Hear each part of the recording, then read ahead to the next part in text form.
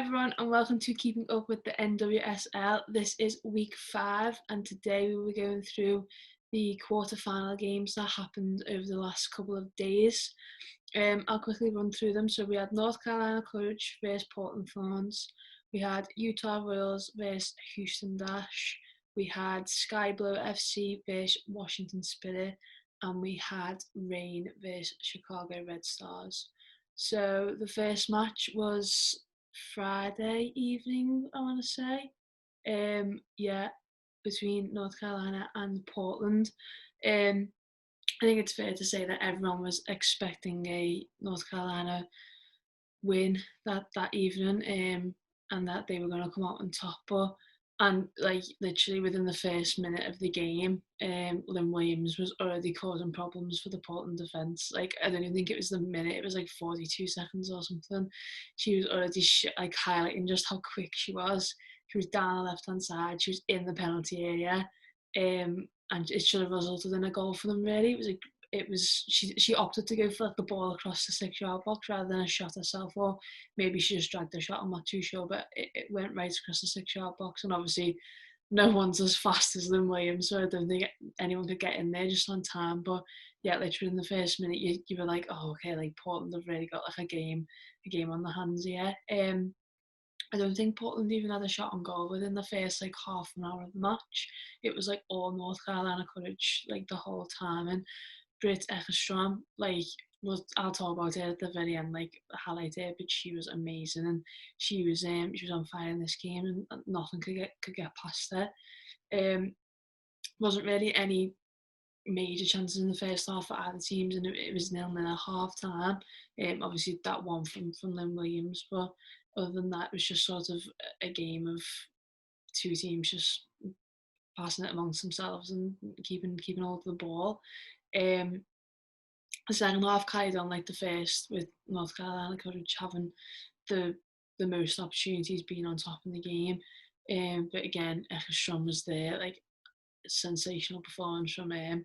And like then the unexpected happened. I remember watching this game, and like obviously being a Portland fan, I was like just like on edge the whole time, and I was like trying to do like other bits of work at the same time. So I was like, I had the match open on one tab, and then I had like my work open on the other, and I was like just flipping between the two, and I just like sort of looked, and Morgan Weaver had scored, like literally as she was putting in the back of the net. I had seen it, and I was like, oh my god, like you think even like the commentators were like, oh my god, like Morgan Weaver's just scored. Like it was like a great goal and a great finish as well.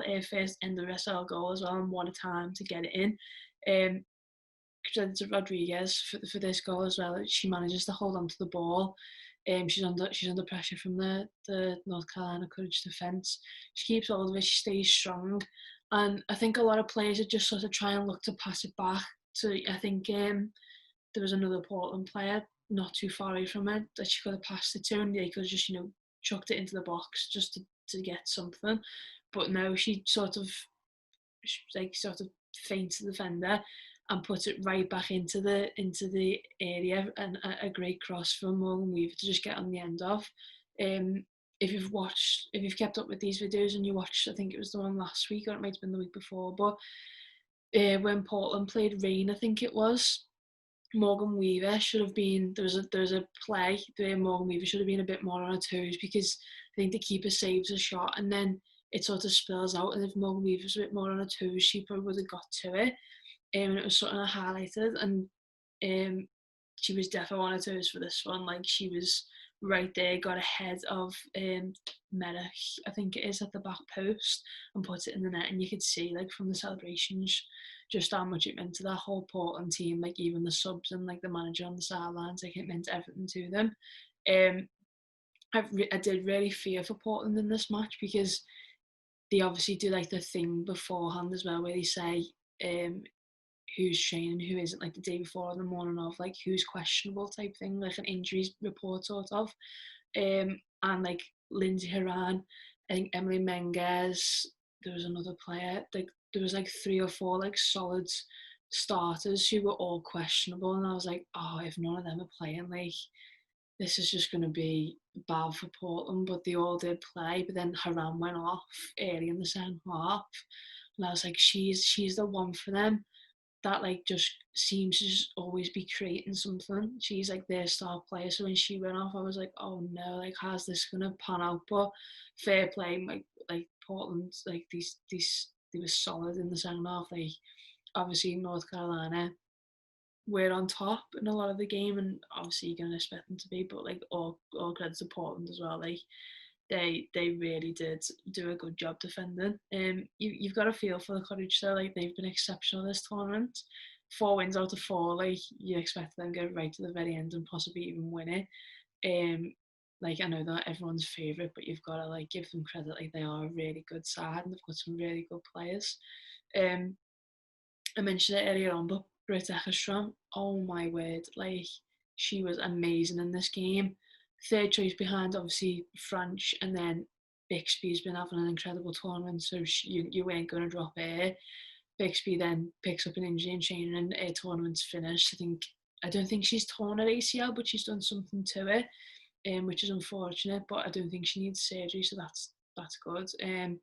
But yeah, Eckerstrom was just exceptional. Like she deserves every bit of praise that she's got. Like during the game and afterwards, and just since then, like everyone's highlighted just how important she was for that Portland win. And yeah, it was absolutely sensational.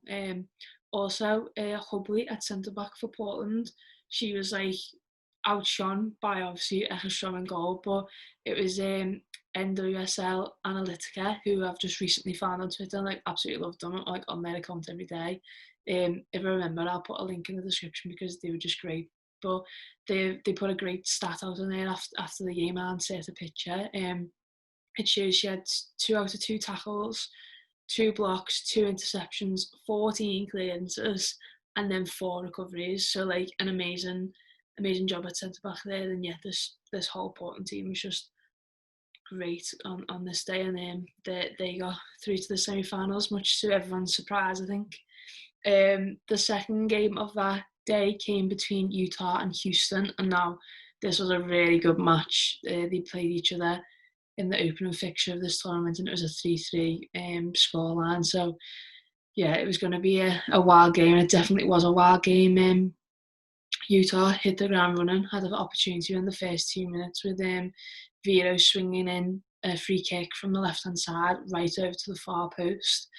Jane Campbell was quite a bit off her line. I was surprised. I don't think she was expecting it to go to the far post, but she looks to recover well, and she gets just a touch on it, and it goes out for a corner. The opening 20 minutes, it was all Utah. I think Houston, excuse me, Houston in the last like 2 matches, I've took like a little while to get into the game, and this definitely happened in this one. But just before half time, Prince for Houston had a great opportunity. The ball comes to her in the box. She has time to take a touch and sort of look up and see where she wants to shoot. But Abby Smith gets a fingertip to it. It's a great shot, but Abby Smith was on the ball, gets a fingertip to it, and it knocks it out and onto the post. And then Utah then cleared it. So, yeah, I think the first half was just sort of a bit of, both teams had a bit of, about adding opportunity, but there's just not much really happened. Utah actually have the last opportunity of the first half, and it's Weber through on goal. She decides to sort of hit a shot high, rather than sort of go low. Campbell's like sort of, she's tall, she's a big keeper, Campbell, and she's a big presence in the area. I think if Weber had gone for the low shot, it probably would have snuck in, but she goes high. It sort of just hits Jane Campbell, and she makes the save. And yeah, she definitely should have opted for the low shot in one of the bottom corners, because I think it would have been harder for Campbell to sort of try and get down low. But yeah, then at half time, it's actually Houston who come out on top in the second half. Sorry, they have another opportunity from a corner. Utah clear the initial ball, but it drops for Vasali, who's on the edge of the area. I don't know whether she saw the opener or whether it's just a shot on goal, but the Utah keeper's sort of like too far over one side of the goal, and there's a big gap on the left hand side, the keeper's left, sorry, and the Vasali sort of hits it on the volley and it looks like it's just going to sneak in, like it's heading straight for the bottom corner. But yeah, Smith just, she can get, she gets down low, she gets there, she sees the danger, and she manages to pull off the save. But what a goal that would have been if it had gone in. 0-0 half time. They were the only real chances of the game for either teams. I think it was a bit of a feisty one. I think, I'm not sure who it is but Houston players like broke a rib, like, and everything. Like, I think it was a really feisty game. I was gutted I couldn't like watch that in real time because again it was 3 o'clock in the morning. I thought I was awake till about 2, and I thought I can't stay awake any longer, so I couldn't watch it live. But I've seen the highlights and it looked a bit feisty. But 0-0 full time. That means penalties, and it was Jane Campbell who came out on top in this. So she's always been really good at penalties. She's got a really good penalty return in the league. I'm not quite sure as what it is. If I look it up, I'll remember to put it here. But yeah, she came out on top in this shootout, and she sent Houston to the semi-finals where they will face Portland. So that'll be a good matchup. Next up, we have Sky Blue versus Washington Spirit. This was Sky Blue's first knockout game since 2013, and Washington Spirit's first knockout game since 2016. So it's a good couple of years since that they've been involved in the knockout stages of the league. Really, both teams started off really well in this match. Both of them having plenty of possession in each other's final third. The first chance of the game didn't come until the 41st minute though, and it was for Washington Spirit. Hustler picks up the ball on the right hand side and sends in a great cross that finds a teammate at the back post. I'm not sure who it was. I couldn't sort of work it out. I was trying my best to look at the number on the back of the shirt, but I couldn't recognise it. But yeah, it's like a diving header, and Sheridan fair play Sheridan pulls off a brilliant save for Sky Blue, gets down low and knocks it round the post.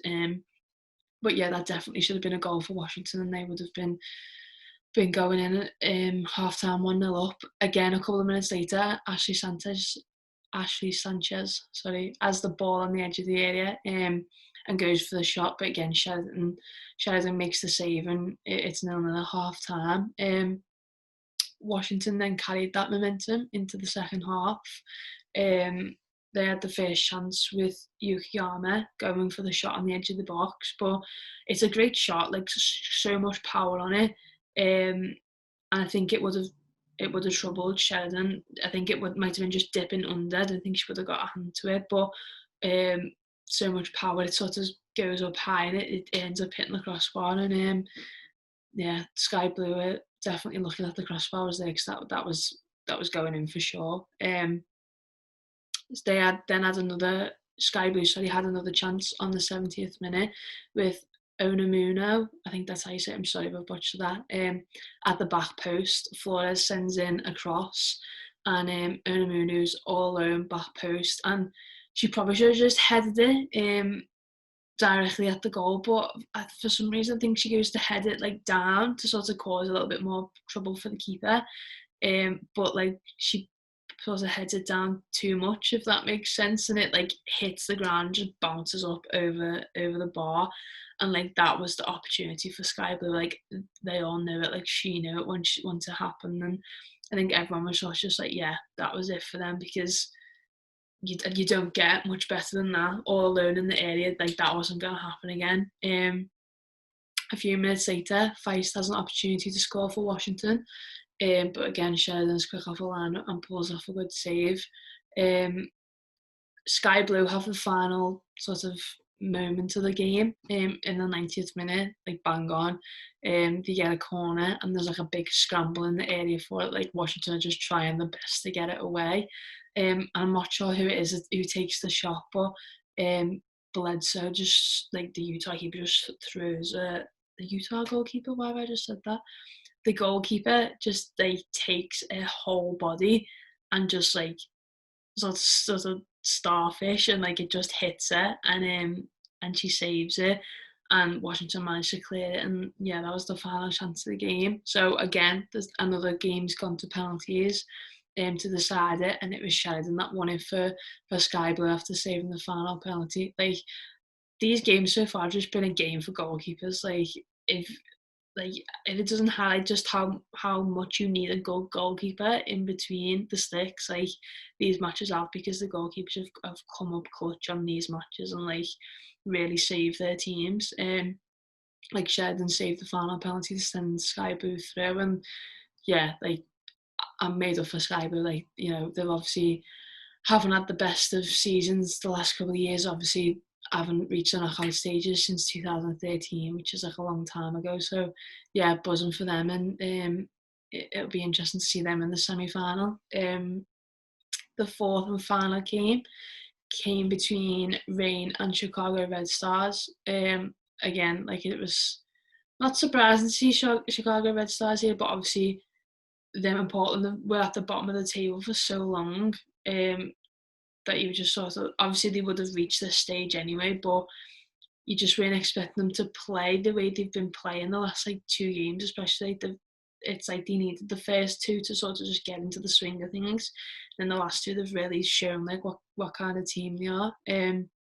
This was the first ever meeting in a knockout game between these two sides, so one for the history books. But both teams got off to a really quick start. It was Chicago who had the first shot on goal with McCaskill taking one from long range, and I think maybe the keeper could have like kept hold of it, but yeah, Casey Murphy in goal gets down, knocks it around the post, and from that corner, Juliet is at the back post and it falls right to her.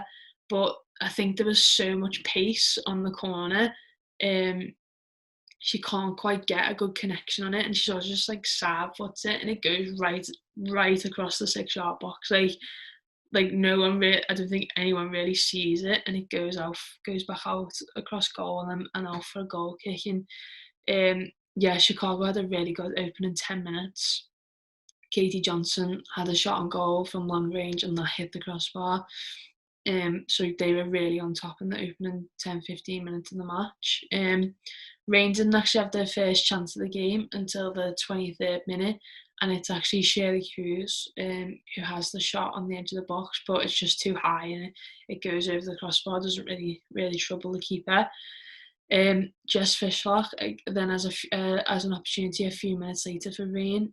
She was looking for her first goal back, but Alyssa in goal, like best goalkeeper around, really for me, especially in the league, I'd say. Yeah, she managed to save it. It goes out for a corner. It continues like that for most of the first half, with both sides having like some chances, but not really much, and not really anything comes of it. And it's 0-0 at half time.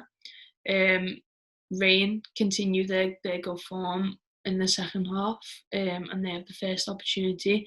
It looks like a training ground, like set piece type thing with a corner kick. It's fired in towards the back post, and again, I'm sorry, I don't know who it is who takes the header, but they're all alone at the back post.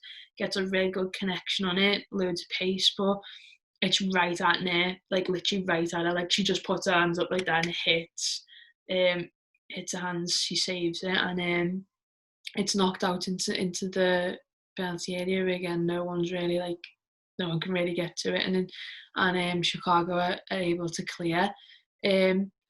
Kalia Watt probably has the best chance of the match. You need to go and watch this, because how she doesn't score, I don't know. She dances around the Reign defence like great feet in the box. Like it's like there's no pressure on her whatsoever. She opens up a lot of space for herself. But then a shot, like she tries to go back across goal with her shot, I don't know whether that's just how it happened, because she's sort of like stumbling as well, because she dances around that many players. Yeah, a shot goes back across goal, and like it just goes out. Like it's literally this far away from the post, and you can see everyone like around, like the other Chicago players are around us, just sort of like hands on head, thinking, how is that not just been a goal for them? Because like she does the hard bit. She does the hard bit by dancing around the Reign players and opening up the space for herself. The easy bit's the shot, and yeah, like she just couldn't get the right connection on it. I don't know why. It goes past the post. It's Reign who have the final opportunity of the game though, but again, Alyssa Nair was there, first at every cross. There was no way she was letting a goal in the last couple of minutes. And yeah, like I said before, these games have just been a game of goalkeepers. Like Alyssa Nair was on top in this game. Like, she was amazing. So yeah, the 3 out of 4 matches went to penalties, and it was Chicago Red Stars who came out on top in this one. I just want to take a moment to appreciate Juliet's penalty. Like, if anyone needs to learn how to take a penalty, like young kids watching this, if you want to see how a penalty should be taken, go and watch Juliet in this shootout. She's first up for Chicago, and it's literally like straight fired into the top corner. No keeper is saving it. I don't care how good you are, no keeper is saving that. It's the perfect penalty, in my opinion. But yeah, that's all 4 games talked through, done and dusted. So the semi-final fixtures are as follows: Portland Thorns will face Houston Dash, and Sky Blue will face Chicago Red Stars. Like, that was definitely not the matchup I was expecting. But yes, Portland versus Houston is 5:30 p.m. on Wednesday evening, and then Sky Blue and Chicago will play at 3 a.m. So this is like UK time. If you're over in America, it's 12:30 p.m. Eastern time and 10 p.m. Eastern time for those 2 games. So yeah, like, make sure you watch them, because there's going to be some good matches there. I'm not going to predict, because I never predict, so I'm not going to jinx it for anyone. There will be some really good matchups. So yeah, let me know your thoughts in the comments below, and let me know who you think will come out on top in those 2 games. But yeah, thank you for watching. Remember to like the video, comment, subscribe to the channel.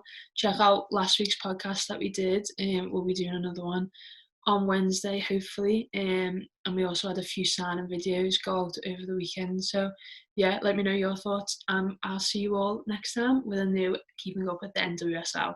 Bye.